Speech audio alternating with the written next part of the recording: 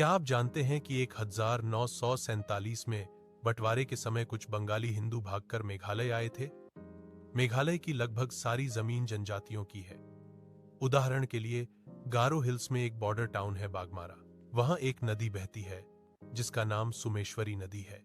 यह नदी मेघालय से निकलकर बांग्लादेश की भूमि में प्रवेश करती है। मेघालय की जमीन ट्राइबल लैंड मानी जाती है। वहां की भूमि मुख्यतः गारो, खासी जनजातियों और कुछ छोटे छोटे समुदायों की है। इसलिए बंगाली हिंदू कानूनी रूप से वहां जमीन नहीं खरीद सकते। वहां की चर्च संस्था नहीं चाहती कि हिंदू लोग अपने मृत परिजनों का दाह संस्कार करें।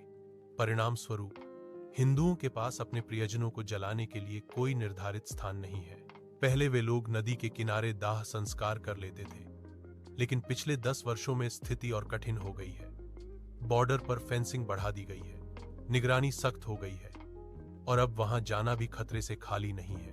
आज स्थिति यह है कि जब किसी की मृत्यु होती है तो हिंदू लोग रात में नदी पार करके लाश को तैराकर या पानी में चलते हुए बीच के रेत के टीलों तक पहुंचते हैं, जो तकनीकी रूप से बांग्लादेश की सीमा में आता है।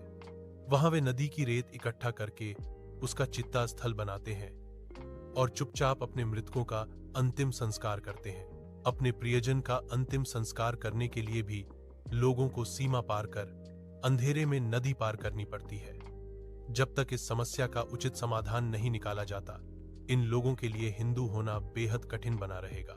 मेघालय, जिसकी आबादी लगभग 30 लाख है, वहां चर्च का प्रभाव काफी गहरा है। लोगों के बीच यह प्रचार किया जाता है कि यदि कोई व्यक्ति अंतिम संस्कार में शव को जलाएगा तो डेमन, राक्षस प्रकट होगा। इसी अंधविश्वास और दबाव के कारण हिंदुओं को अपने मृत परिजनों के दाह संस्कार के लिए जमीन तक नहीं दी जाती। हिंदुस्तान में रहते हुए हिंदुओं की यह स्थिति अत्यंत दयनीय और चिंताजनक है। चर्च उन्हें बोलता है कि आपको सारे अधिकार मिलेंगे, पहले क्रिश्चियन बन जाओ। अब सवाल यह है कि क्या रिलीजन इंसानियत से बढ़कर है? अगर आपको वीडियो पसंद आए तो लाइक करें, सब्सक्राइब करें और अपने दोस्तों के साथ शेयर करें। धन्यवाद।